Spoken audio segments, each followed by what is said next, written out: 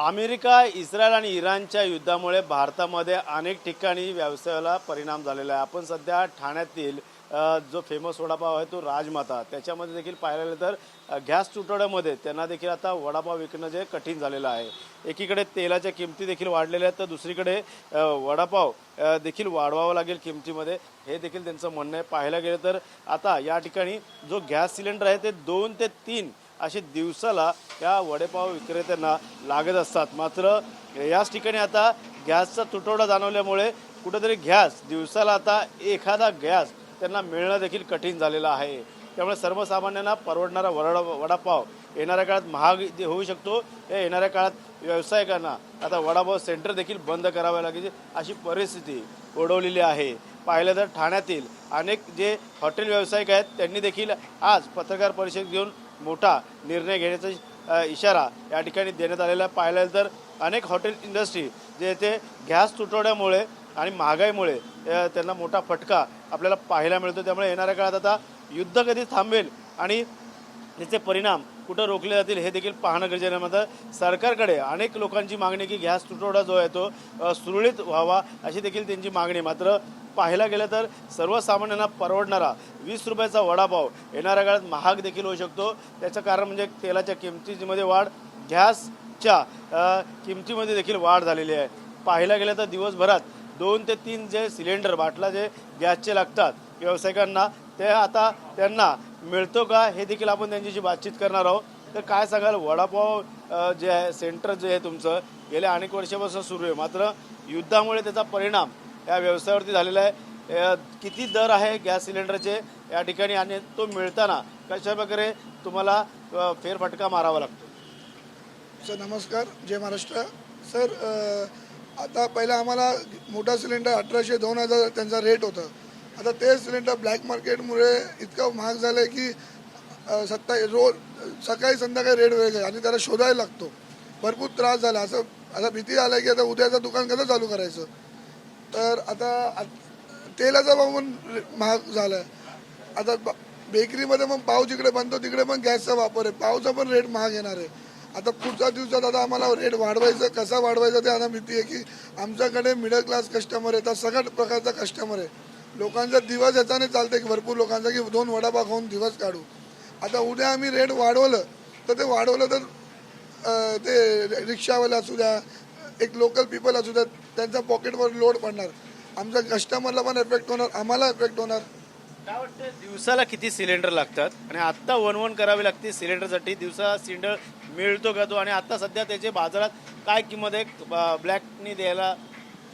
आता एक 1800-2000चा ॲव्हरेज एक कमर्शियलला होतो। आता 2700-2800 जे तोंडात आलं ते बोलतात आहे। यामुळे आता काय होतं आहे की सरकारला रिक्वेस्ट आहे की ब्लॅक मार्केटमुळे सगळ्या लोकांना त्रास होतो आहे। ह्याच्याने हे चोरी होतं आहे। इन शॉर्ट हे ब्लॅक मार्केटमध्ये चोरीच होतं आहे। त्याच्याने भरपूर पुढे जाऊन होतं ना, लोकांना त्रास होऊ शकतो याच्याने। सरकार किती सिलेंडर दिवसाला तुमचे जातात आणि आता सिलेंडर किती मोजून किती शिल्लक आहे? आम्हाला 2 पाहिजे असतो, एक पाठीमागे एक पुढे। आता आम्ही ऑर्डर सगळं बंद केलं, फक्त रिटेलमध्ये पण आम्हाला एक सिलेंडर भेटत नाही आहे। आम्ही आता काल रात्रीपासून शोधून ते ब्लॅक मार्केटमधून एक बाटला आणलं की आजचा दिवस काढायचं आहे। आता उद्याचा दिवस कसा काढायचा त्याचा भीती आहे आम्हाला। आता आम्हाला बाटलाचा त्रास झाला आहे। त्यामुळे रोजगारावरती कुठेतरी गदा येऊ शकते। अनेक कामगार तुमच्याकडे आहे, त्यामुळे दिवसभरात जर हे सेंटर जर चाललं नाही तर येणाऱ्या काळात काय परिस्थिती ओढू शकते? आता आमचं माणसं सगळं वेजेसमध्ये त्यांचं पण घर पोट ह्याच्यानेच चालतं आहे। आम्ही ते सगळं बेरोजगार होणार सगळं। आता ते टेन्शनमध्येच आहे सगळं की सरकारला रिक्वेस्ट आहे की ॲटलिस्ट वडापाव स्टॉल असू द्या, छोट्या स्टॉलला की एक मिनिमम बाटला एक प्रोव्हाइड करा करून, असं आमचा रिक्वेस्ट आहे सरकारला। नक्कीच कुठेतरी मागणी केलेली आहे। वडापाव सेंटरला देखील कुठेतरी सिलेंडर मिळत नसल्यामुळे सरकारने देखील या अशा व्यवसायाकडे लक्ष द्यावं। पाहायला गेलं तर येणाऱ्या काळात जे आहे ते वडापाव महागले जातील। काही ग्राहक आहेत ते देखील या ठिकाणी दिवसभरात येत असतात। आपले या ठिकाणी 20 रुपयाच्या वडापावमध्ये ते आपला दिवस काढत असतात। मात्र पाहायला गेलं तर हाच जर वडापाव गॅसचे सिलेंडर आणि किमतीमुळे जर वाढला तर येणाऱ्या काळात मोठा फटका बसू शकतो। अनेक ग्राहक जे आहेत ते या सेंटरवरती येत असतात आणि त्यांच्याशी देखील आपण बातचीत करणार आहोत। हेच जे वडापाव सेंटर आहे, गॅस सिलेंडर आणि तेलाच्या भावामुळे मॅडम काय सांगाल? गॅसच्या किमती वाढलेल्या आहेत आणि तेलाचे देखील भाव वाढले, त्यामुळे वडापावचे भाव वाढणार आहे येणाऱ्या काळात आणि गॅस न मिळत असल्यामुळे वडापाव सेंटर देखील बंद करावे लागेल असं त्यांचं म्हणणं आहे दिवसभरात. त्याचमुळे काय वाटतं येणाऱ्या काळात काय सरकारकडे मागणी असेल की लोकांना सिलेंडर मिळत नाही युद्धामुळे? आता आम्ही तरी काय बोलणार आता याच्या आता सरकारवरती सगळं सोडलेलं आहे ना. थँक्यू. नक्कीच हे काही लोक आहेत दिवसभर ह्या ठिकाणी वडापाव खाण्यासाठी येत असतात. क्या बताओगे सर, युद्ध के वजह से सिलेंडर महंगा हो गया, आने वाले समय में तेल महंगा हो गया है और वड़ा पाव देखिल महंगा होने वाला है, लेकिन गैस नहीं मिलने के कारण वड़ा पाव सेंटर बहुत सके बंद होने वाले हैं. क्या बताओगे, सरकार के क्या मांग रहेगी सिलेंडर मिलने के लिए? काही जण आता या संदर्भात बोलू शकत नाही, मात्र पाहायला गेलं तर या ठिकाणी दिवसभरात किती वडापाव तुम्हाला या ठिकाणी विकावे लागतात, त्यामुळे अनेक ग्राहक येत असतात दिवसभरामध्ये. त्यामुळे येणाऱ्या काळात आता जर वडापाव सेंटर बंद झालं तुम्ही ची देखील बेरोजगारी वाढू शकते.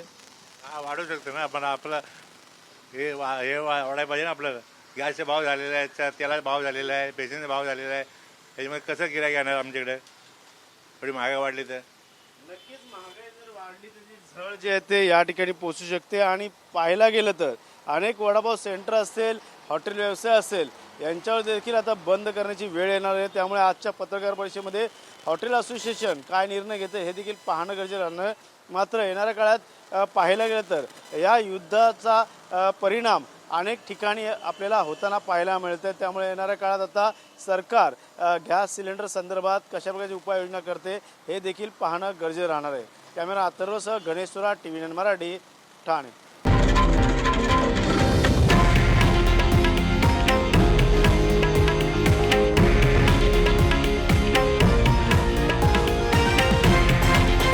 हे आहे देशातील नंबर 1 न्यूज नेटवर्क आणि आपण पाहत आहात TV9 मराठी, एकमेव.